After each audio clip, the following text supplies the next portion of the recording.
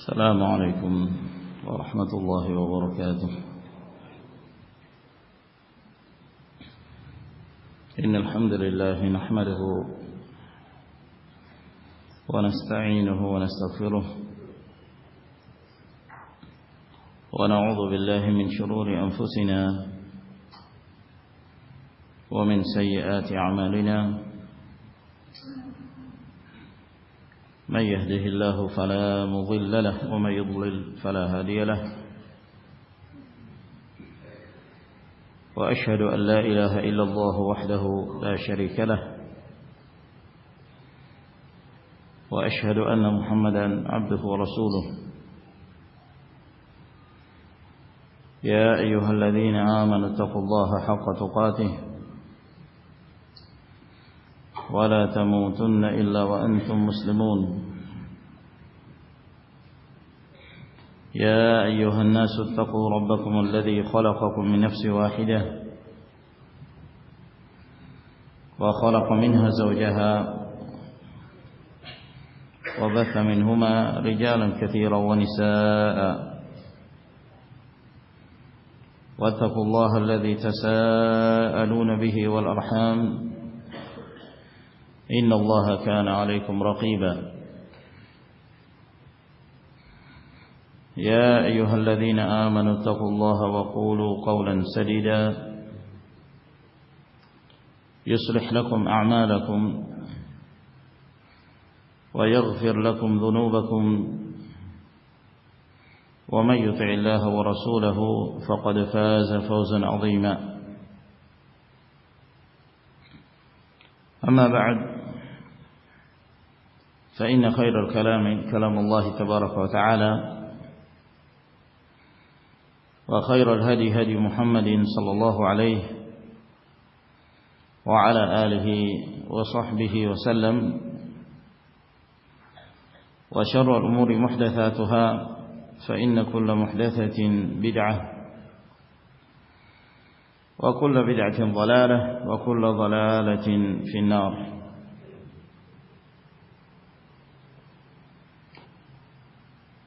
معاشر المسلمين a'azzana Allah wa iyyakum. Kembali kita melanjutkan kajian kita dari pembahasan kitab Al-Qawa'idul Hisan li Tafsir Al-Quran karya Al-Allamah Abdurrahman bin Nasir As-Sa'di rahimahullah ta'ala. Dan kita telah melewati 2 kaidah dari 71 kaidah yang beliau sebutkan dalam kitab ini. Kaidah yang pertama tentang talaqqi at-tafsir. Bagaimana cara menimba ilmu tafsir, memahami Al-Qur'anul Karim sebagaimana para sahabat radhiyallahu taala anhum menimba ilmu tersebut dari Nabi sallallahu alaihi wa alihi wasallam. Yang kedua tentang kaidah al-ibratu bi umumil lafzi la bi khususis sabab. Bahwa yang menjadi barometer untuk mengetahui hukum-hukum yang disebutkan di dalam ayat-ayat Al-Qur'an Karim adalah melihat kepada keumuman lafaz, bukan melihat kepada kekhususan sebab turunnya. Ayat ini turun berkaitan dengan kejadian tertentu yang terjadi di zaman Rasulullah sallallahu alaihi wasallam. Namun kandungan yang terdapat di dalam ayat tersebut itu bersifat umum, baik berkaitan dengan kejadian yang menjadi sebab turunnya ayat tersebut, demikian pula yang lainnya. Berbagai macam kejadian yang terjadi di masa-masa setelah Nabi sallallahu alaihi wasallam yang ia termasuk dalam keumuman lafaz dari firman Allah Subhanahu wa taala. Dan telah kita sebutkan beberapa permisalan tentang kaidah ini. Kemudian kita memasuki kaidah yang ketiga. Berkata Al-Allamah Abdurrahman bin Nasir As-Sa'di rahimahullah taala al-qa'idatu tsalitsah. Kaidah yang ketiga dalam menafsirkan Al-Qur'anul Karim, al-alifu wal-lamu ad-dakhilatu 'ala al-awsafi wa asma'il ajnasi tufidul istighraq bihasbi ma dakhalat alaihi. Penyebutan alif lam yang masuk kepada sebuah sifat dan yang masuk kepada sebuah nama-nama benda yang bersifat umum yang disebut ismul jins, nama-nama dari jenis sesuatu, itu memberi faedah al-istighraq,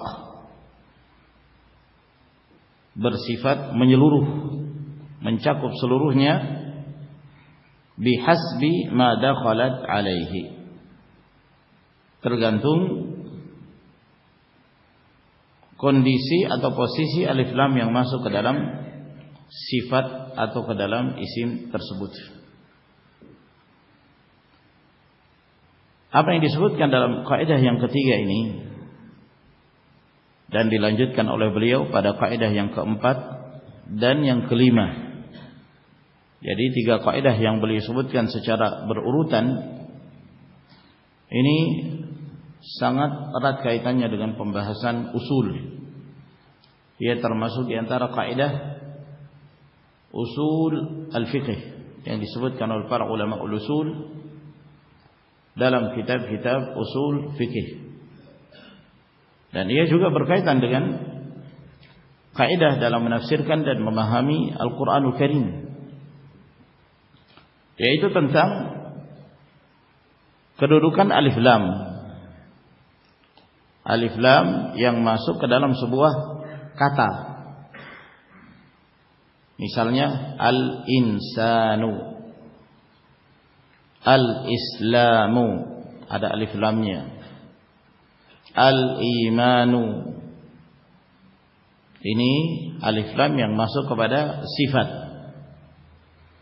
atau yang masuk kepada sebuah nama yang bersifat menyeluruh. Misalnya al-muslimu, seorang muslim, dimasuki alif lam di sini.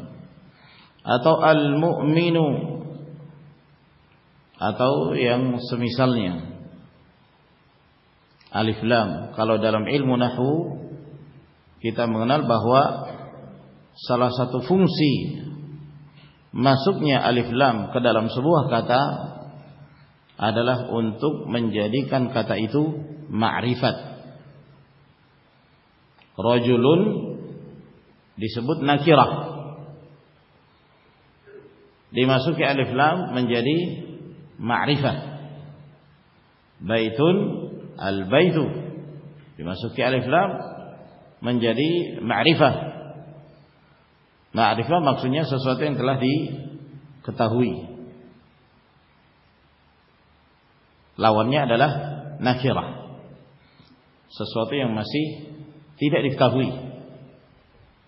Nah, salah satu fungsi alif lam yang masuk ke dalam sebuah kata, baik kata yang merupakan sifat atau kata yang merupakan sebuah nama, maka salah satu makna atau faidah masuknya alif lam adalah untuk memberi faidah istighraqiyah, bersifat menyeluruh, bersifat menyeluruh. Fungsi alif lam yang masuk ke dalam sebuah kata itu macam-macam. Kadang-kadang fungsinya adalah dia sebagai al-ahdiyah. Al-ahdiyah artinya untuk menunjukkan bahwa kata tersebut ditujukan kepada orang yang sudah ditentukan. Misalnya ada satu pengajian, mereka menanti seorang syekh atau seorang ustadz untuk mengisi pengajian itu, belum datang. Ketika mereka sedang duduk, tiba-tiba syekhnya datang. Maka salah seorang mengatakan, Ja'a asy-syaikhu, telah datang asy-syaikhu, telah datang syekh. Disebutkan dengan alif lam. Maksudnya syekh siapa? Syekh kan banyak. Nah, kan sudah ada alif lamnya. Berarti sudah difahami maksudnya syekh yang akan mengisi pengajian. Ya. Maka dengan alif lam itu sudah bisa difahami bahwa yang dimaksud syekh pada ucapan itu adalah syekh yang akan mengisi pengajian, karena kita sudah mengetahui kita duduk di majelis ini adalah untuk menunggu kajian dari syekh yang sudah ditentukan. Nah, ini hadiah. Dan terkadang pula alif lam yang masuk ke dalam sebuah kata bersifat istighraqiyah. Ada jenis alif lam yang lain, namun kita tidak ingin membahas secara meluas.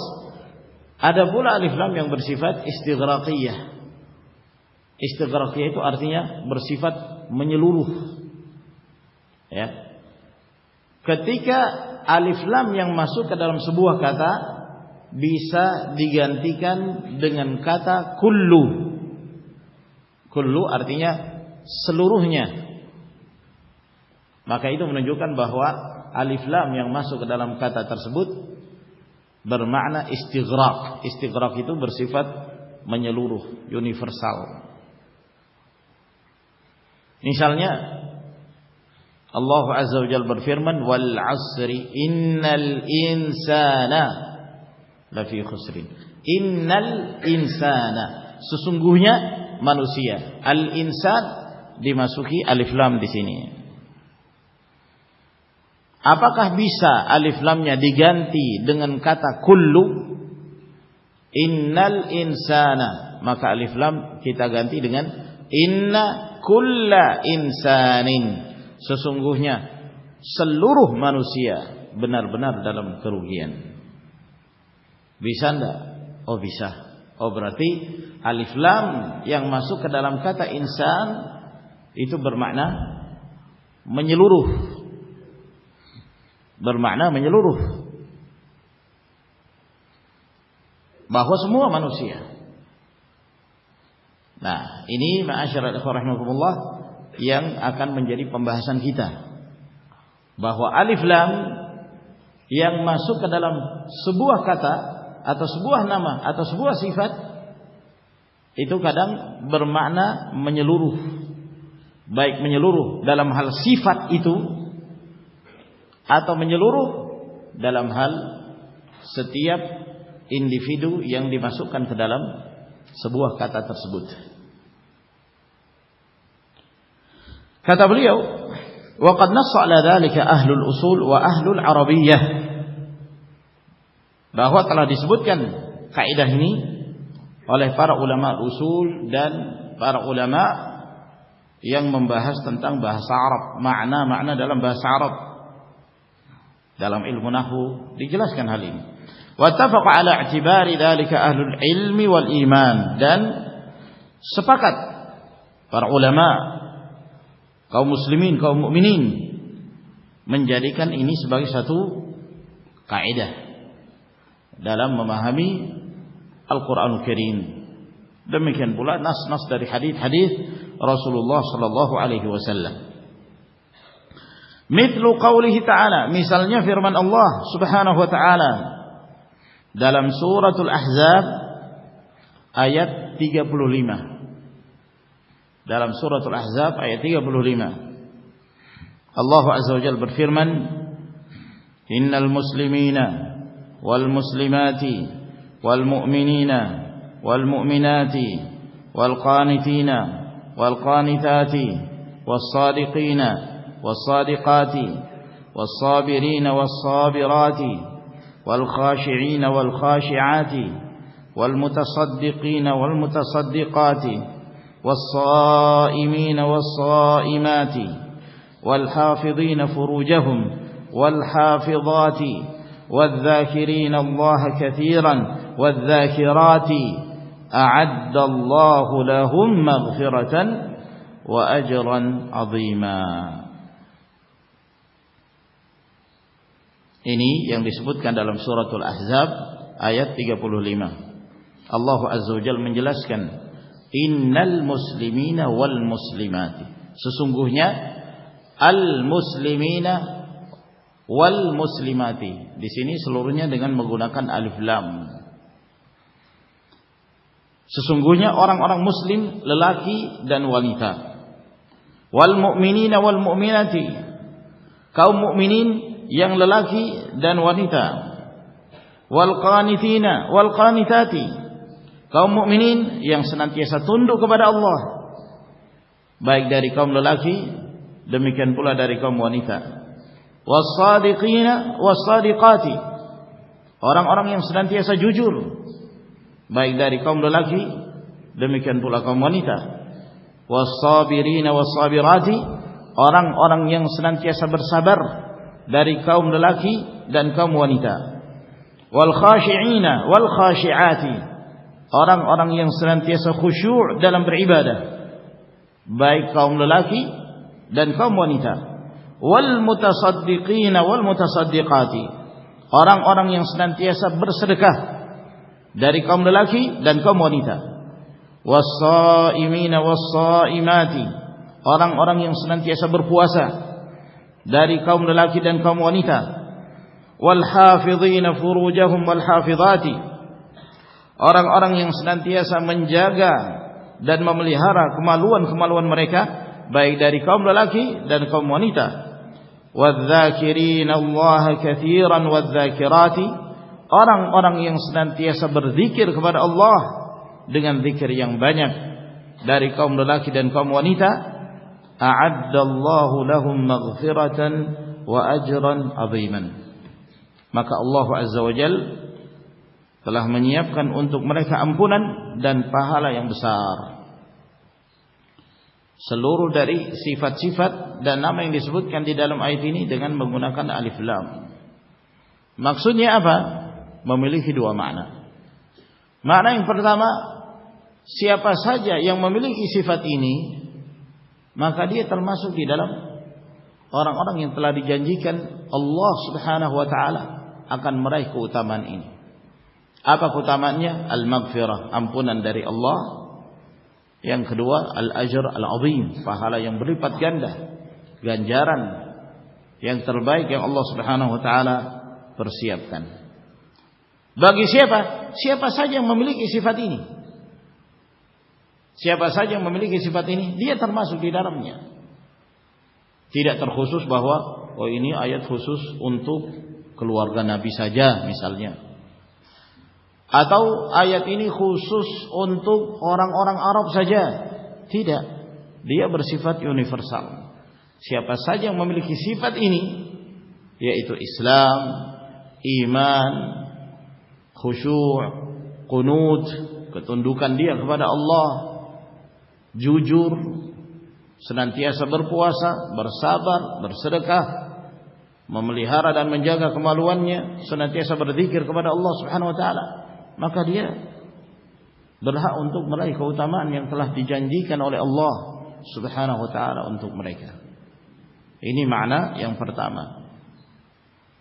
Yang kedua, bahwa masuknya alif lam ke dalam sifat-sifat ini, Islam, iman dan seterusnya, ya, itu bersifat menyeluruh, mencakup seluruh perkara-perkara yang terdapat di dalam Islam, atau terdapat di dalam iman, atau terdapat di dalam berpuasa, atau terdapat di dalam kejujuran,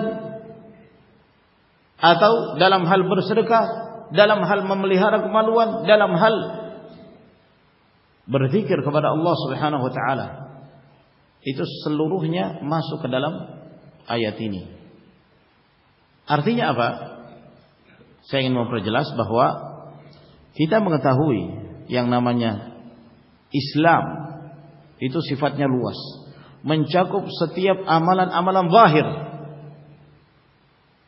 salat, haji, puasa, zakat, dan amalan-amalan yang lainnya. Keadaan manusia di dalam menegakkan amalan-amalan saleh ini itu bertingkat-tingkat. Tidak satu derajat, tidak satu kedudukan. Berbeda keadaan mereka. Demikian pula dalam hal iman, menjalankan keimanan. Keimanan manusia berbeda-beda. Ada yang imannya sempurna, ada yang imannya lebih kurang dari kesempurnaan. Oleh karena itu di antara keyakinan Ahlus Sunnah wal Jamaah, al-imanu yazidu wa yanqusu. Yazidu bil ta'ati wa yanqusu bil ma'siyah. Iman itu bertambah dan berkurang. Iman itu bertambah dengan amalan ketaatan dan berkurang dengan kemaksiatan yang dilakukan oleh seorang hamba. Seorang muslim tapi dia melakukan perbuatan zina, dia muslim melakukan dosa besar, tidak bisa dikatakan bahwa keimanannya sama seperti keimanan Rasulullah sallallahu alaihi wasallam, sama seperti keimanan Abu Bakar As-Siddiq, Umar bin Khattab. Tidak bisa. Yang mengatakan keimanan itu sama, tidak bertambah dan berkurang, itu pendapat kelompok sesat Murji'ah, bukan dari Ahlus Sunnah. Adapun Ahlus Sunnah, mereka menetapkan bahwa iman bertambah dan berkurang. Nah, apa yang disebutkan oleh Allah Subhanahu wa taala di dalam ayat ini, a'addallahu lahum maghfiratan wa ajran 'aziman. Allah telah menyiapkan untuk mereka ampunan dan pahala yang besar. Ini tergantung dari tingkat seseorang yang menegakkan apa yang disebutkan dalam sifat-sifat di dalam ayat ini. Semakin seseorang melakukan ketaatan dan pendekatan diri kepada Allah Subhanahu wa taala, maka semakin tinggi pula kedudukannya. Ada seorang mengerjakan sholat, dia hanya mengerjakan sholat wajib saja. Berbeda dengan yang satu ini, dia selain menegakkan yang wajib, dia juga memperbanyak sholat sunnah. Apakah sama? Tentu jawabannya berbeda. Ada seorang yang berpuasa, dia hanya berpuasa di bulan Ramadan, dia menegakkan kewajibannya. Adapun yang satunya ini, dia selain berpuasa Ramadan, dia juga memperbanyak puasa sunnah. Apakah sama? La yastawiyah.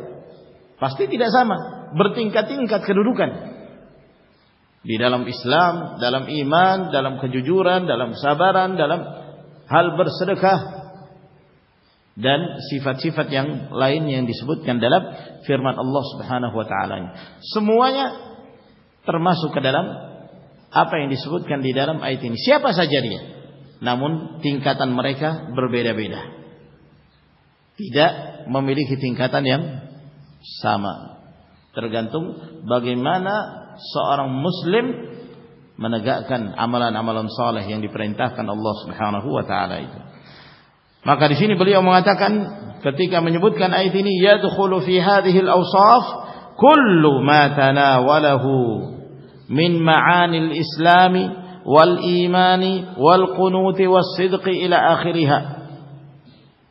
Maka termasuk ke dalam sifat-sifat yang disebutkan di dalam ayat ini, semua apa yang mencakup di dalamnya dari makna-makna Islam, makna-makna iman, makna-makna ketundukan, kejujuran, ila akhirih, dan seterusnya dari sifat-sifat yang disebutkan.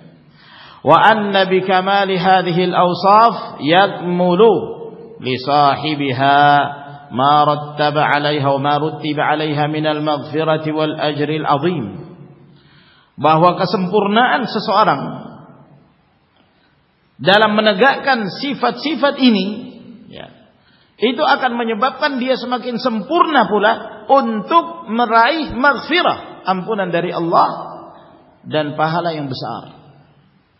Semakin dia menegakkan sifat-sifat yang disebutkan dalam ayat ini, maka kesempatan untuk meraih maghfirah dan pahala yang besar yang berlipat ganda itu semakin besar dan semakin sempurna.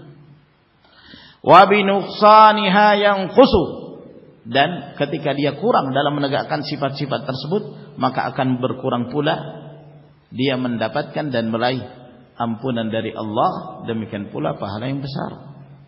Kurang dia dalam mengamalkan, dalam menegakkannya, maka berkurang pula, turun pula kedudukannya dan derajatnya. Wa bi'adamiha yafqidu, dan apabila dia tidak menegakkannya maka hilang pula sifat-sifat itu. Dia tidak menegakkan apa yang menjadi konsekuensi dalam sifat seorang sebagai muslim, sebagai mukmin dan seterusnya, maka akan hilang pula. Dia tidak berhak untuk mendapatkan titel sebagai seorang muslim, mukmin, shadiq, qanit dan seterusnya, karena dia tidak memiliki sifat-sifat tersebut. Wa hakadha kullu wasfin ruttiba alaihi khairun wa ajrun wa thawabun. Maka demikianlah setiap sifat yang disebutkan di dalam ayat-ayat Allah Subhanahu wa taala, yang sifat itu dikaitkan dengan kebaikan, pahala dan ganjaran yang Allah Subhanahu wa taala telah siapkan bagi orang yang menegakkan sifat itu, orang yang melakukan amalan tersebut. Dari mana kita mengambil faedah ini? Dari penyebutan alif lam. Ya, jadi dari sini kita memahami, wah ternyata alif lam itu bermanfaat sekali ya. Padahal cuma alif dan lam saja. Ya. Apalagi kalau kita belajar bahasa Arab, itu kita semakin memahami, oh masya Allah, subhanallah. Apa yang kita pelajari dalam ilmu nahwu, tanda-tanda isim. Isim itu diketahui dengan dukhulul alif wal lam, dengan masuknya alif lam kepadanya. Ternyata bukan hanya sekedar untuk menjadikan itu sebagai tanda bahwa itu isim yang membedakan dia dari dua saudaranya, dari fi'il dan huruf. Ternyata lebih dari itu. Manfaat alif lam itu besar. Apalagi kalau kita belajar usul fikih. Ini dibahas dalam pembahasan dalam bab al-umum, untuk mengetahui keumuman satu lafaz. Kita pelajari ini, maka semakin kita memahami fungsi dari alif lam pada saat kita membaca ayat-ayat Allah, hadis-hadis Nabi sallallahu alaihi wasallam, ada alif lam. Di antara maknanya bahwa alif lam itu bisa bersifat menyeluruh, istighraq, mencakup seluruh sifat yang terdapat di dalamnya. Semakin seorang menegakkan sifat-sifat itu, maka semakin sempurna kedudukannya. Dan ketika dia meninggalkannya, maka semakin berkurang pula kedudukannya. Lalu kata beliau, wa kadzalika ma yuqabilu dzalika. Maka demikian pula sebaliknya. Kalau tadi berkaitan dengan pahala, berkaitan dengan sebuah kebaikan, sebuah keutamaan bagi seorang yang menegakkan keutamaan itu, maka demikian pula sebaliknya kata beliau. Kullu wasfin nahallahu anhu wa rattaba alaihi wa 'ala al-muttasif bihi 'uqubatan wa syarran wa naqsan yakunu lahu min dzalika bihasbi ma qama bihi min al-wasf al-madhkur. Setiap sifat yang disebutkan di dalam Al-Qur'an, yang sifat itu Allah melarang darinya dan Allah memberikan konsekuensi hukuman terhadap orang yang melakukannya, bagi orang yang memiliki sifat tersebut, maka dia mendapatkan hukuman, dia mendapatkan keburukan dan dikurangi tingkat kedudukannya, semakin berkurang, semakin direndahkan. Maka ini semua tergantung kondisi seseorang dalam hal melakukan amalan yang disebutkan dalam sifat tersebut, dari sisi kualitas dan kuantitasnya. Semakin banyak dia melakukan perbuatan kemaksiatan, maka semakin berkurang pula kedudukannya, semakin rendah kedudukannya di sisi Allah Subhanahu wa ta'ala. Semakin dia melakukan perbuatan dosa yang dilarang oleh Allah Subhanahu wa ta'ala, maka semakin besar pula konsekuensi dari ancaman yang Allah Subhanahu wa ta'ala tetapkan untuknya ketika dia dilemparkan ke dalam neraka. Nah, itu pun bertingkat-tingkat. Maka orang-orang yang melakukan perbuatan kefasikan itu bertingkat-tingkat. Sebagaimana orang-orang yang memiliki keutamaan juga bertingkat-tingkat keadaannya. Wa kadzalika mithlu qoulihi ta'ala, misalnya firman Allah Subhanahu wa taala dalam surah Al-Ma'arij pada ayat yang ke-19, yang ke-20 dan 21. Allah Azza wa Jalla berfirman, innal insana khuliqa halu'a idza massahu asy-syarru jazu'a wa idza massahu al-khairu manu'a. Sesungguhnya al-insan, nah di sini menggunakan alif lam. Al-insan. Apakah bisa alif lam di sini diganti dengan kata kullu? Inna kulla insanin, sesungguhnya setiap manusia itu memiliki sifat-sifat yang disebutkan oleh Allah. Jawabannya iya. Al-insan, alif lam di sini bermakna menyeluruh. Sesungguhnya seluruh manusia itu khuliqa, diciptakan dengan sifat halu'a. Hala'. Apa yang dimaksud halu'a? Ditafsirkan dan dijelaskan sendiri oleh Allah Subhanahu wa taala pada ayat yang berikutnya. Idza massahu syarru jazu'a, apabila dia ditimpa keburukan, jazu'a. Jazu'a, jaza'. Jaza' itu lawan dari sabar. Seorang yang bersabar ketika ia ditimpa musibah, dia bersabar, ya, mengharapkan keutamaan dari Allah Subhanahu wa taala. Ini adalah cobaan dari Allah, mengharuskan aku untuk bersabar. Semoga cobaan ini ada hikmahnya. Semoga cobaan ini akan menjadi akibat yang baik. Ini kalau seorang itu bersabar. Tapi mayoritas sifat manusia, keumuman sifat manusia, apabila ditimpa keburukan, jazu'a, hilang kesabaran. Hilang kesabaran. Mungkin saja dia menuduh Allah, mencela Allah Subhanahu wa taala yang memberikan kepadanya cobaan dan musibah itu. Dia hilang kesabaran kalau ditimpa kemiskinan, tidak punya kesabaran.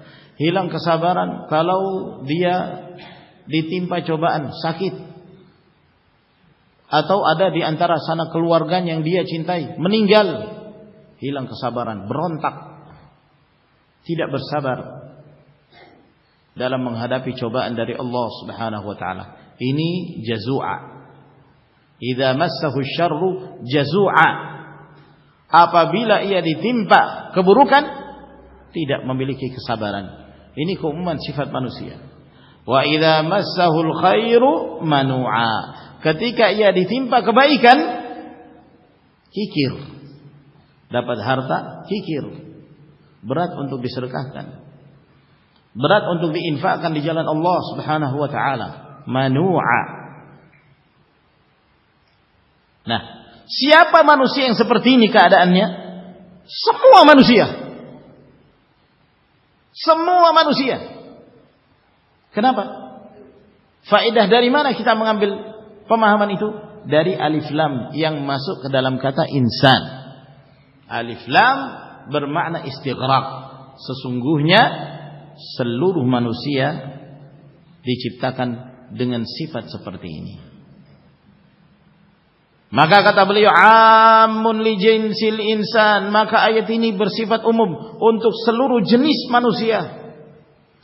Fa kullu insanin hadza wasfuhu, maka setiap manusia ini sifatnya. Nah, kemudian setelah itu ada pengecualian. Illa man istathnallahu biqaulihi, kecuali orang-orang yang telah dikecualikan oleh Allah Subhanahu wa taala. Nah, ini dikeluarkan dari sifat keumuman itu. Illal musallin, kecuali orang-orang yang salat dan seterusnya disebutkan sifat-sifat mereka. Nah, ini tidak termasuk ke dalam keumuman sifat manusia yang memiliki sifat hala', tidak memiliki kesabaran, dan ketika mendapatkan kenikmatan menyebabkan ia kikir dan tidak mendekatkan dirinya kepada Allah Subhanahu wa taala, kecuali orang-orang yang salat, kecuali orang-orang mukmin yang memahami arti hakikat kehidupan yang menyebabkan dia mendekatkan diri kepada Allah Subhanahu wa taala. Hal ini juga sama seperti firman Allah Subhanahu wa taala, wal 'asri innal insana lafi khusrin. Demi masa, innal insana lafi khusrin. Sesungguhnya semua manusia dalam kerugian. Semua, iya, semua. Faedah dari mana kita mengambil kata semua ini? Dari alif lam yang masuk ke dalam kata insan. Ay kulla insanin. Innal insan ay inna kulla insan. Sesungguhnya seluruh manusia berada dalam kerugian. Dalun ala anna kulla insanin aqibatuhu wa ma'aluhu ila al-khusran. Ini menunjukkan bahwa setiap yang namanya manusia akibatnya selalu menuju kepada kerugian. Lalu setelah itu ada pengecualian, illal ladzina amanu wa 'amilus solihati wa tawasaw bil haqqi wa tawasaw bis sabr. Kecuali orang-orang yang beriman dan beramal saleh, saling wasiat-wasiati dengan kebenaran, saling wasiat-wasiati dengan kesabaran. Yang tidak memiliki sifat ini kembali kepada sifat pertama, dia berada dalam kerugian.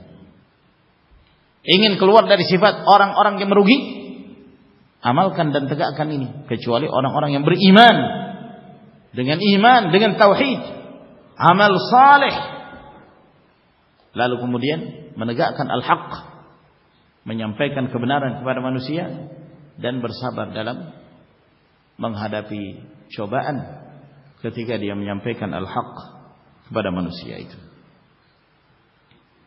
Jadi dari sini jelas bagi kita manfaat dan faedah alif lam yang masuk ke dalam sebuah kata, baik hal-hal yang berkaitan dengan sebuah keutamaan atau yang berkaitan dengan keburukan. Lalu berikutnya kata beliau, wa a'zamu ma tu'tabaru bihi hadhihi al-qa'idah fil asma'il husna. Dan yang paling agung dalam menerapkan dan memahami kaidah ini, ketika kita memahami al-asma'ul husna, nama-nama Allah Subhanahu wa taala yang maha sempurna. Kalau disebut al-asma'ul husna, tidak ada yang memilikinya kecuali Allah Azza wa Jalla. Walillahil asma'ul husna fad'uuhu biha. Milik Allah al-asma'ul husna, maka berdoalah kalian, beribadahlah kalian dengan menyebutkan al-asma'ul husna itu. Al-asma'ul husna khusus dimiliki oleh Allah Subhanahu wa taala.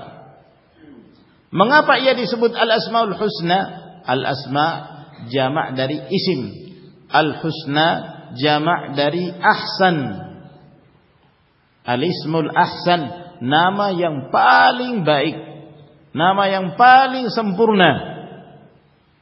Mengapa ia memiliki nama yang paling sempurna? Sebab nama itu merupakan nama yang menunjukkan kesempurnaan yang dimiliki oleh Allah Subhanahu wa taala dalam hal nama dan sifatnya, dan tidak ada kekurangan bagi Allah.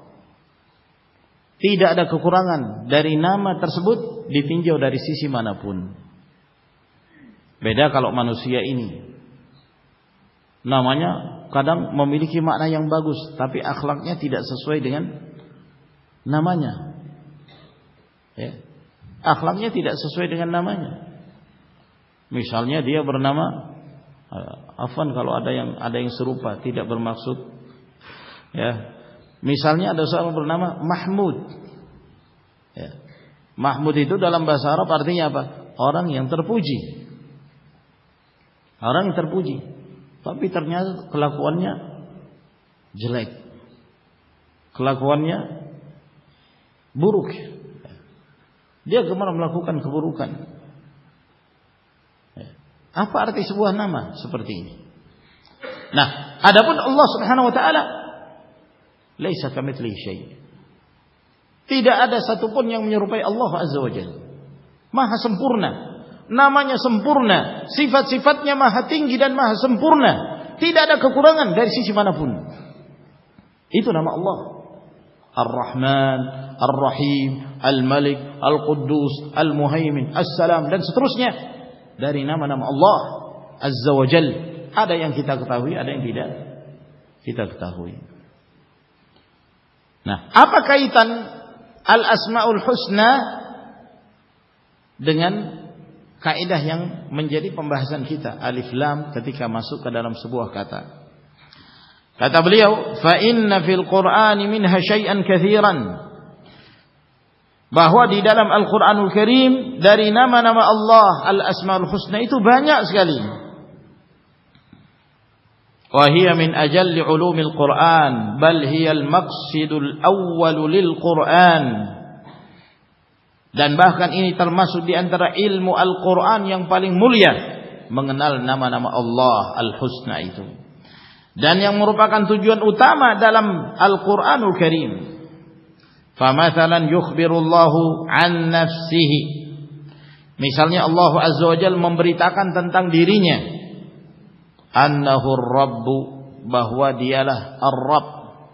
Alhamdulillahi rabbil alamin. Rabb, di antara nama Allah Ar-Rabb. Al-Hayyu Al-Qayyum, di antara nama Allah Al-Hayyul Qayyum. Al-Hayyu, yang maha hidup, yang tidak ada matinya, tidak ada kepunahannya.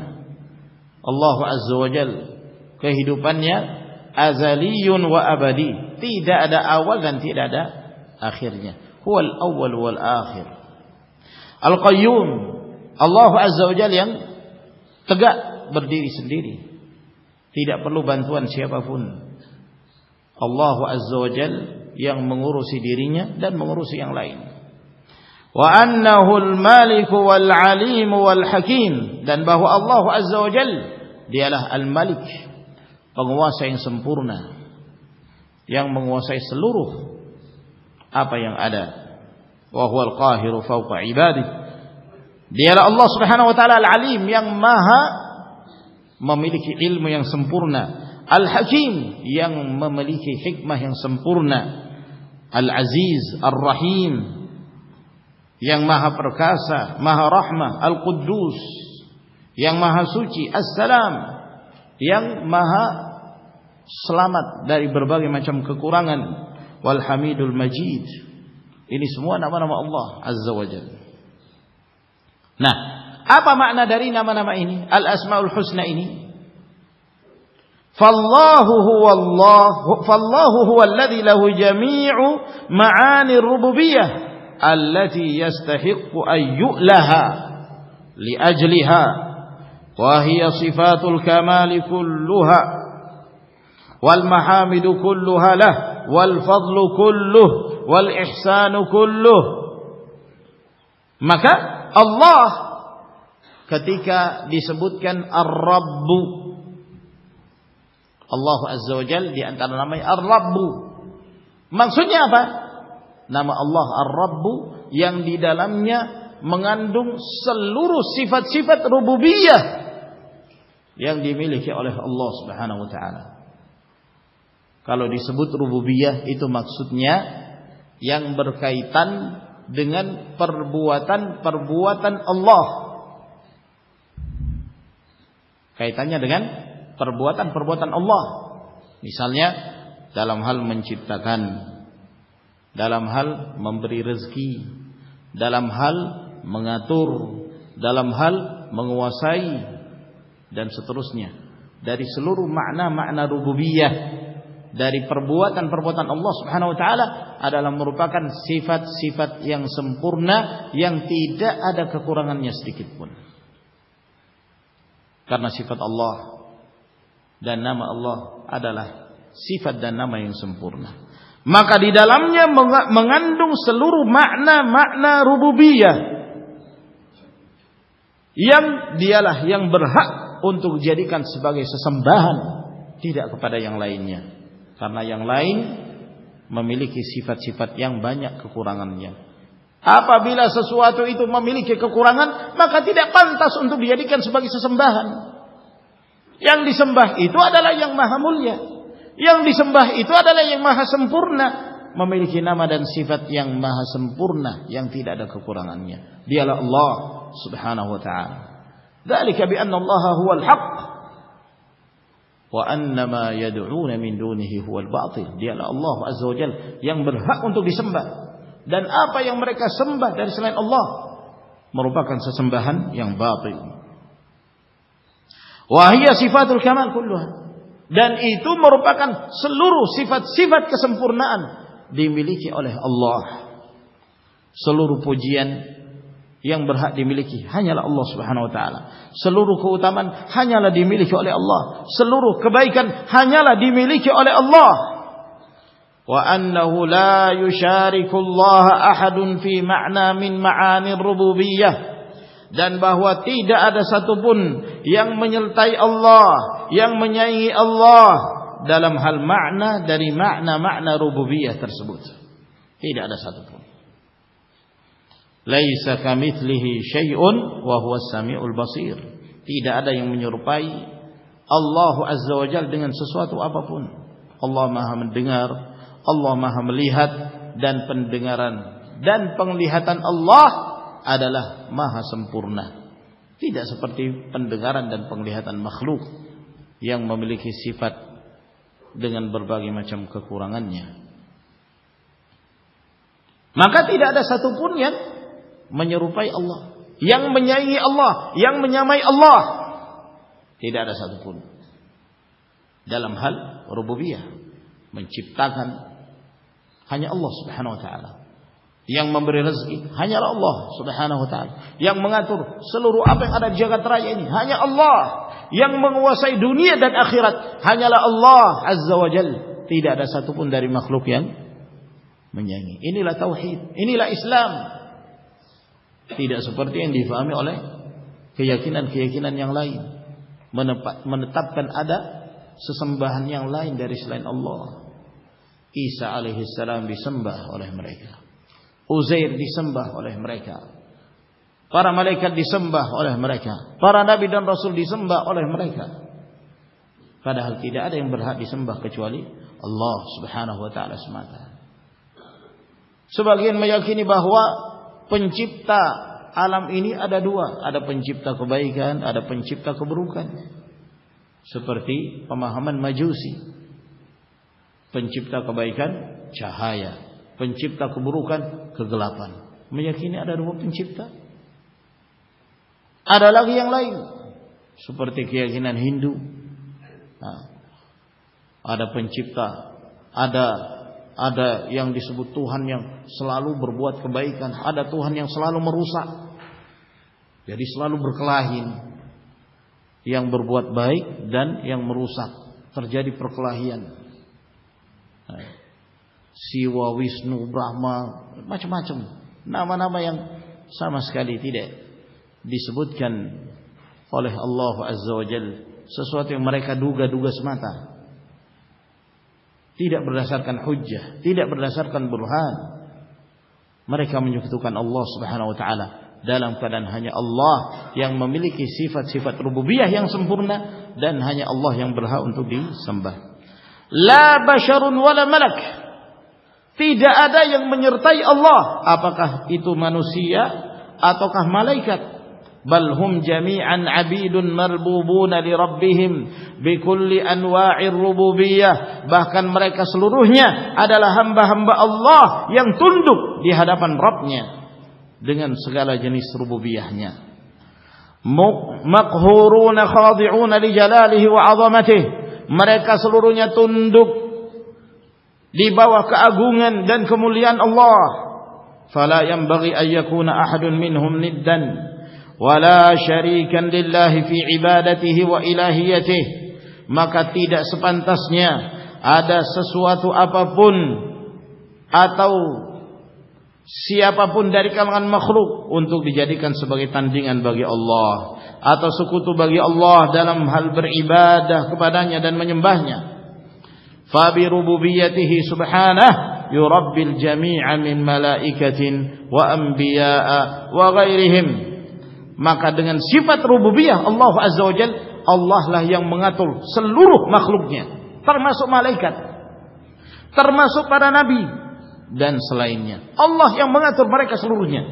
Khalqan dalam hal menciptakan, wa rizqan dalam hal memberi rezeki, wa tadbiran dalam hal mengatur, wa ihya'an wa imata dan dalam hal menghidupkan dan mematikan. Allah yang mengatur. Wa hum yashkurunahu ala dhalika bi ikhlasil ibadati kulliha lahu wahdah. Lalu apa tugas makhluk? Apa tugas malaikat, para nabi dan yang lainnya? Mereka bersyukur kepada Allah dengan mengikhlaskan ibadah hanya untuk Allah Subhanahu wa taala semata. Fayu'allihunahu wa la yattakhiduna min dunihi waliyan wala syafi'an. Maka mereka menjadikan Allah sebagai satu-satunya sesembahan dan mereka tidak menjadikan dari selain Allah sebagai wali atau pemberi syafaat. Fal ilahiyatu haqqun lahu subhanahu ala ibadatihi bi sifati rububiyyatih. Maka ilahiyah merupakan hak milik Allah semata. Hanya dialah yang berhak untuk disembah. Ini kaitannya dengan memahami al-asmaul husna. Oleh karena itu semakin kita banyak mengenal al-asmaul husna dari nama-nama Allah Subhanahu wa taala, semakin banyak kita mengetahui sifat-sifat kesempurnaan milik Allah. Dan itu akan semakin menumbuhkan rasa cinta kita kepada Allah Subhanahu wa taala. Termasuk dalam hal ini kata beliau, ayat Allah Azza wa Jalla dalam surah Al-Maidah pada ayat yang kedua. Allah tabaraka wa taala berfirman, wa ta'awanu 'alal birri wat taqwa wa la ta'awanu 'alal itsmi wal 'udwan. Tolong menolonglah kalian dalam kebaikan dan ketakwaan, dan jangan kalian tolong menolong dalam perbuatan dosa dan permusuhan. Surah Al-Maidah ayat yang kedua. Yang menjadi inti dari ayat ini alif lam yang masuk ke dalam kata bir. Al-birri, demikian pula taqwa, at-taqwa, demikian pula ithim, al-ithmi, dan udwan, al-udwan. Alif lam masuk ke dalam 4 kata di dalam ayat ini. Wa ta'awanu 'alal birri wat taqwa wa la ta'awanu 'alal itsmi wal 'udwan. Kata beliau, yashmalu jami'a anwa'il birri wal khair. Tolong menolonglah kalian dalam albir. Apa yang dimaksud albir? Apa saja yang dimaksud bir? Bir artinya kebaikan. Masuknya alif lam ke dalam kata bir menunjukkan bahwa kita dianjurkan tolong menolong dalam setiap perkara yang termasuk dalam kata bir ini. Semua kebaikan kita dianjurkan untuk tolong menolong. Demikian pula takwa, mencakup seluruh jenis ketakwaan. Dengan masuknya alif lam, takwa itu adalah menjalankan perintah Allah dan menjauhi larangannya. Itulah takwa Allah. Maka apa saja yang merupakan bentuk perintah yang kita diperintahkan untuk melakukannya, atau bentuk larangan yang Allah Subhanahu wa taala melarang darinya dan memerintahkan kita untuk menjauhinya, termasuk dalam ayat ini. Kita dianjurkan untuk melakukan ta'awun. Yashmalu jami'a anwa'il birri wal khair, mencakup seluruh jenis-jenis kebaikan. Wa tashmalu taqwa jami'a ma yajibu ittiqa'uhu min anwa'il mukhawifati atau al-makhufati wal ma'asi wal muharramat. Mencakup dari kata takwa seluruh apa yang wajib bagi seseorang untuk menjaga diri darinya, dari berbagai hal-hal yang dikhawatirkan, dari perbuatan kemaksiatan dan perkara-perkara yang diharamkan. Demikian pula sebaliknya, jangan kalian tolong menolong di atas perbuatan dosa al-ithmi dan permusuhan al-udwan. Wal ithmu ismun jami'un likulli ma yu'athimu wa yuqi'u fil ma'siyah. Yang disebut ithim dalam bahasa Arab adalah sebuah nama yang mencakup segala sesuatu yang dapat menimbulkan dosa dan menyebabkan seorang terjatuh ke dalam perbuatan maksiat. Itu disebut ithim dalam bahasa Arab. Apa saja yang menyebabkan seorang berdosa dan terjatuh ke dalam kemaksiatan, itulah ithim. Kama anna al-udwan, demikian pula al-udwan, apa maknanya? Ismun jami'un yadkhulu fihi jami'u anwa'i ta'addi 'alan nasi. Sebuah nama yang mencakup semua jenis-jenis sikap melakukan kezaliman kepada manusia, melampaui batas kepada manusia yang lain, fid dima, baik dalam hal urusan darah, membunuh orang tanpa hak, melukai orang tanpa hak, menyakiti orang tanpa hak, atau dalam urusan harta al-amwal, mengambil harta milik orang lain tanpa hak, merampas milik orang lain tanpa hak, wal a'rad, dan juga dalam hal kehormatan, merusak kehormatan orang lain tanpa hak, menjelek-jelekkan orang lain, menggibah, mencela, mencerca, melaknat dan yang lainnya tanpa hak. Ini semua termasuk dalam bentuk al-udwan. Al-udwan, sikap melampaui batas yang menimbulkan permusuhan. Wa ta'addi ala majmu'il ummah, dan bersikap melampaui batas kepada keumuman umat ini. Wa 'alal hukumat, demikian pula melampaui batas terhadap penguasa-penguasa. Wa ta'addi ala hududillah, melampaui batas terhadap batasan-batasan syariat Allah Subhanahu wa taala. Maka ini semua termasuk dalam kata al-ithim wal udwan. Siapa saja yang melakukan tolong-menolong dalam perbuatan dosa atau dalam hal menyebabkan orang lain terzalimi, maka dia termasuk di dalam ayat ini. Artinya dia melanggar firman Allah Subhanahu wa taala, wala ta'awanu 'alal itsmi wal udwan. Wal ma'ruf fil Quran, al ma'ruf, kata al ma'ruf dalam Al-Quran, ismun jami'un li kulli ma 'urifa husnuhu syar'an wa aqlan. Sebuah nama yang mencakup sesuatu yang diketahui kebaikannya. Kebaikan itu bisa ditinjau dari sisi syariat. Kebaikan, salat itu kebaikan. Ya, mengucapkan kata-kata yang baik itu kebaikan. Membantu orang lain itu kebaikan. Yang diketahui bahwa itu kebaikan ditinjau dari sisi syariat atau ditinjau dari sisi akal. Itu disebut al-ma'ruf. Kebalikan dari al-ma'ruf disebut mungkar, sesuatu yang diketahui keburukannya, kejahatannya. Para ulama mengatakan bahwa ayat yang paling mencakup antara kebaikan dan keburukan yaitu firman Allah Subhanahu wa taala, innallaha ya'murukum bil 'adli wal ihsan wa ita'i dzil qurba wa yanha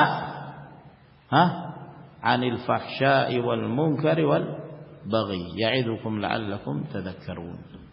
Ini ayat, kata para ulama, mencakup seluruh kebaikan, memerintahkan kepada seluruh kebaikan dan mencegah dan melarang dari seluruh jenis-jenis keburukan. Ini kaitannya dengan kaidah yang ketiga. Masya Allah, sudah jam 5 lewat. Tadi maunya kita ingin menghabiskan 3 kaidah ini. Kita masuk ke kaidah yang keempat. Al-qaidatur rabi'ah. Kaidah yang keempat. إذا وقعت النكرة في سياق النفي أو النهي أو الشرط أو الاستفهام دلت على العموم. Apabila nakirah, tadi sempat kita singgung ya, nakirah ma'rifah. Ya, nakirah ma'rifah. Kalau bisa kita beri permisalan, ya, mungkin di antara kita atau banyak dari kita pernah sedikit banyak mengetahui bahasa Inggris. Ya. Misalnya kata house. House itu apa? Hah? Bukan haus ya, haus. Haus karena belum minum, bukan. House dalam bahasa Inggris. Artinya apa? Rumah. Ya. Kalau kita ingin menyebutkan bahwa rumah itu maksudnya rumah yang sudah ditentukan, cara menyebutkannya gimana? Hah? Diberi tambahan apa? The, ya kan? The house. Ya. The house artinya rumah yang sudah ditentukan. Rumah itu maksudnya the house. Seperti itulah. The itu seperti alif lam itu. Kurang lebih seperti itu maknanya. Ya. Baitun seperti house itu tadi. Rumah nakirah. Belum ditentukan. Tapi ketika dimasuki alif lam al-baitu maka menjadi ma'rifah. Artinya rumah maksudnya rumah yang sudah ditentukan. Nah, kita sudah mengetahui ada dua istilah ini. Ada istilah nakirah, ada istilah ma'rifah. Nakirah sesuatu yang belum ditentukan. Ma'rifah sesuatu yang sudah ditentukan. Di antara tanda sebuah kata yang menunjukkan bahwa itu ma'rifah apabila dimasuki alif lam. Berarti apa? Kalau kata itu tidak dimasuki alif lam, berarti apa? Nakirah. Berarti nakirah. Al-baitu ma'rifah. Tarik alif lamnya, hilangkan alif lamnya, jadi baitun, jadi nakirah. Nah, kalau mudahnya kita ingin memahami secara mudah, apa yang dimaksud nakirah? Yang sebuah kata atau sebuah kata yang di dalamnya mengandung sifat atau nama yang tidak beralif lam. Itu mudahnya. Kata beliau, idza waqa'atin nakirah, apabila kata nakirah. Apa tadi nakirah? Kata yang tidak beralif lam. Itu disebutkan fi siyaqin nafi, dalam konteks penafian. Dalam konteks penafian, menafikan sesuatu, meniadakan sesuatu. Awin nahi, atau pelarangan, larangan sesuatu. Awis syarti, atau syarat. Ada penyebutan syarat. Jika apabila kata-kata yang seperti ini, in dan semisalnya disebut syarat, ma, man dan seterusnya. Au al-istifham, atau penyebutan nakirah dalam konteks sebuah pertanyaan, istifham. Dallat 'alal umum. Ini semua menunjukkan keumuman. Ini termasuk lafaz-lafaz yang menunjukkan umum, mencakup keseluruhan. Mencakup keseluruhan. Kita masuk ke dalam permisalan. Wabil mithali yattadhihul maqal. Dengan memberi perumpamaan, permisalan, maka sebuah ucapan itu bisa semakin jelas. Misalnya Allah Azza wa Jalla berfirman dalam surah Yunus ayat 107. Ini permisalan untuk nakirah, sebuah kata nakirah yang tidak beralif lam dalam konteks penafian, peniadaan. Allah Azza wa Jalla berfirman, wa iyamsaska Allahu bidurrin fala kashifa lahu illa hu wa iyuridka bi khairin fala radda li fadlihi wa iyamsaska Allahu bidurrin fala kashifa lahu illa hu.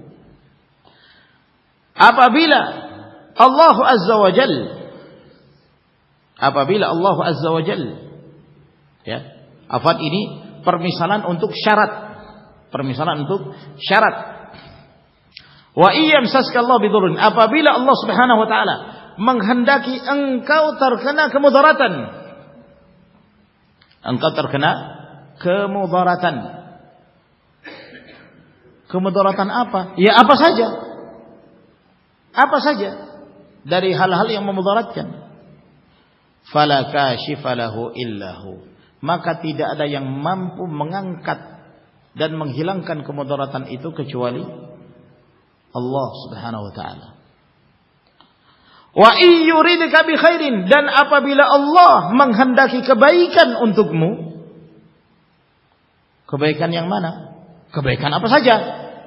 Fala radda li fadlihi, maka tidak ada yang mampu menolaknya. Apa yang telah menjadi ketetapan Allah Subhanahu wa taala untuk memberi kebaikan kepada seorang hamba. Nah, di sini perhatikan dalam bentuk konteksnya konteks syarat. Iyamsaskallahu bidurrin, apabila, ini syarat. Apabila Allah menghendaki engkau tertimpa kemudaratan, durrin. Durrin di sini tanpa alif lam, disebutkan dalam bentuk nakirah. Maka dia nakirah dalam konteks syarat, maka ini bermakna umum, bersifat umum, mencakup kemudaratan apa saja. Jika Allah menghendaki kepadamu kemudaratan, tidak ada yang bisa menghilangkan kemudaratan itu. Karena yang mendatangkan kemudaratan kepadamu adalah Allah. Maka tidak ada yang mampu menghilangkan kemudaratan itu kecuali Allah Subhanahu wa taala. Demikian pula sebaliknya, kebaikan, manfaat.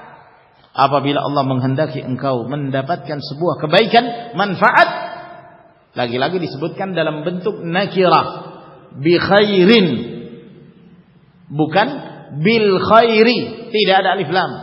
Nakirah dalam konteks syarat, maka mencakup seluruh kebaikan. Apapun yang kamu raih dari kebaikan, kebaikan apa saja, kebaikan apa saja yang kamu raih, harta bertambah, ketentraman, nikmat dalam kehidupan, mendapat hidayah, rezeki, sekecil apapun Allah yang memberikan. Dan apabila Allah yang menghendaki untuk memberikannya kepadamu, fala radda li fadli, tidak ada seorang pun yang mampu menolaknya.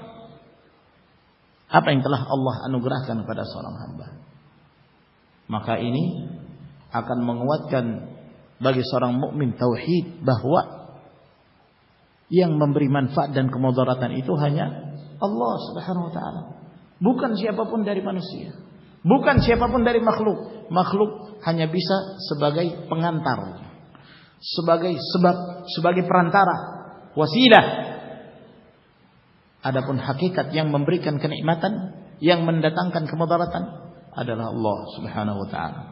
Kata beliau, "Fa kullu dhurrin qaddarahu Allah 'ala al-'abdi, laysa fi istita'ati ahadin min al-khalqi ka'inan man kana kashfuhu biwajhin min al-wujuh." Maka setiap kemudaratan yang telah ditakdirkan dan ditetapkan oleh Allah menimpa seorang hamba, maka bukanlah dalam kemampuan siapapun dari makhluk ini, siapapun dia tidak memiliki kemampuan untuk menghilangkan dan menyingkapnya dengan cara apapun.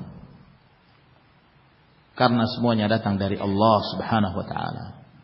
Wa nihayatu ma yaqdiru alaihi al-makhluq min al-asbab wal adwiyah. Ya. Yang paling mampu dimiliki oleh makhluk ini hanya menjadi sebab dari sebab-sebab yang ada, atau melalui pengobatan-pengobatan. Innama huwa juz'un min ajza'in katsira dakhila fi qada'illah wa qadari. Sebab yang ada, pengobatan-pengobatan yang dilakukan oleh seorang hamba itu adalah bahagian dari sekian banyak bagian-bagian yang termasuk di dalam takdir Allah Subhanahu wa taala dan ketetapannya. Namun manfaat seluruhnya dari Allah. Ketika engkau sakit, yang menyebabkan engkau sakit Allah. Ketika engkau sembuh, yang menyebabkan engkau sembuh adalah Allah Subhanahu wa taala. Seluruhnya datang dari Allah. Hanya saja merupakan satu adab bersama Allah. Ketika seseorang menyebutkan sesuatu yang negatif dalam pandangan manusia, jangan menyandarkannya kepada Allah. Wasyarru laisa ilaika. Keburukan jangan disandarkan kepada Allah. Adapun kebaikan sandarkan kepada Allah. Meskipun seluruhnya kebaikan dan keburukan seluruhnya datang dari Allah Subhanahu wa taala. Makanya Nabi Allah Ibrahim alaihissalam, Allah azza wa jalla menyebutkan tentang Nabi Allah Ibrahim, beliau mengatakan, wa idza maridtu fahuwa yashfin. Dan apabila aku sakit, maka dialah Allah yang memberikan kesembuhan kepadaku. Siapa yang membuat Ibrahim sakit? Allah Subhanahu wa taala, iya kan? Namun Ibrahim alaihissalam tidak menyandarkan kepada Allah. Apabila Allah yang membuat aku sakit, maka Allah membuat aku sembuh. Tidak. Tapi hal-hal yang kaitannya dengan sesuatu yang negatif dalam pandangan manusia, jangan menyandarkan kepada Allah sebagai adab. Dan ketika aku sakit, ketika disebutkan penyembuhan, disandarkan kepada Allah. Fahuwa yashfi. Maka dialah Allah yang memberikan kesembuhan kepadaku. Adab seseorang bersama Allah. Jangan menisbatkan kepada Allah sesuatu yang buruk, yang negatif. Hal itu tidak diperbolehkan. Namun bukan berarti ketika kita meyakini seluruhnya datang dari Allah, manfaat dan kemudaratan, lalu kita tidak mencari sebab-sebab untuk meraih manfaat. Tetap kita dianjurkan. Sakit misalnya, berobat. Dianjurkan untuk berobat. Tadawaw ya ibadallah. Kata Nabi sallallahu alaihi wasallam, berobatlah kalian wahai hamba-hamba Allah Subhanahu wa taala. Tidak mengapa seseorang mencari sebab-sebab yang bermanfaat untuk meraih sesuatu yang kita harapkan dari Allah Subhanahu wa taala, dengan berdoa, dengan melakukan sebab-sebab yang disyariatkan atau sebab-sebab yang telah terbukti memiliki manfaat. Berobat, minum madu, minum habbatus sauda, atau yang semisalnya yang diketahui secara pengalaman hal itu memberi manfaat. Permisalan yang lain tentang larangan, nakirah dalam konteks pelarangan, nahi. Di antaranya firman Allah Azza wa Jalla dalam surah An-Nisa ayat 36. Allah tabaraka wa taala berfirman, wa'budullaha wa la tusyriku bihi syai'a. Hendaknya kalian menyembah hanya kepada Allah dan jangan kalian menyekutukan Allah syai'an dengan sesuatu apapun. Syai'an tanpa alif lam. Syai'an sesuatu, nakirah dalam konteks larangan. Wala tusyriku bihi syai'an. Jangan kalian menyekutukan Allah dengan sesuatu apapun. Karena di sini nakirah dalam konteks larangan, maka mencakup secara umum. Tidak boleh kalian menyekutukan Allah dengan apa saja, sesuatu apapun tidak diperbolehkan kalian menyekutukan Allah Subhanahu wa taala. Fa innahu naha 'anil syirki bihi fin niyat wal aqwal wal af'al wa 'anil syirkil akbar wal asghar wal khafi wal jali. Maka Allah Azza wa Jalla melarang hamba-hambanya dari melakukan perbuatan syirik secara menyeluruh. Syirik dalam hal niat tidak boleh. Syirik dalam ucapan, syirik dalam perbuatan, mencakup syirik besar, syirik kecil, syirik yang tersembunyi seperti riya atau syirik yang jelas. Fala yaj'alul 'abdu lillahi niddan wa musyarikan fi syai'in min dzalik. Maka jangan sekali-kali seorang hamba membuat tandingan atau persamaan bagi Allah Subhanahu wa taala dalam perkara-perkara tersebut. Jangan. Yang semisal dengan ayat ini yang Allah sebutkan dalam suratul Baqarah ayat yang ke-22. Fala taj'alu lillahi andada. Jangan kalian membuat tandingan-tandingan bagi Allah. dianggap menyamai Allah, sekutu bagi Allah Subhanahu wa taala, mencakup seluruhnya. Ya. Jadi ini merupakan hujjah yang membantah kaum musyrikin secara umum. Karena ada dari kalangan mereka mengatakan, ya kami kan hanya menjadikan orang yang kami anggap itu saleh. Kalau kami menyembah yang tidak saleh ya wajar. Tapi kan yang kami berdoa kepadanya, kami meminta kepadanya orang saleh, waliullah. Maka ayat ini merupakan bantahan. Siapapun tidak diperbolehkan menyekutukan Allah dengan sesuatu apapun dari makhluknya. La malakun muqarrabun wala nabiyyun mursal. Apakah dia seorang malaikat yang dekat dari sisi Allah ataukah seorang nabi yang diutus Allah Subhanahu wa taala? Tidak diperbolehkan menyekutukan Allah tabaraka wa taala. Saya kira ini ma'asyara al-muslimin rahimakumullah. Insyaallah taala kita lanjutkan pada pertemuan yang berikutnya. Kita sampai kepada kaidah yang keempat. Wallahu ta'ala a'lamu bis-shawab wa akhiru da'wana anil hamdulillahi rabbil alamin. Wassalamu alaikum warahmatullahi wabarakatuh.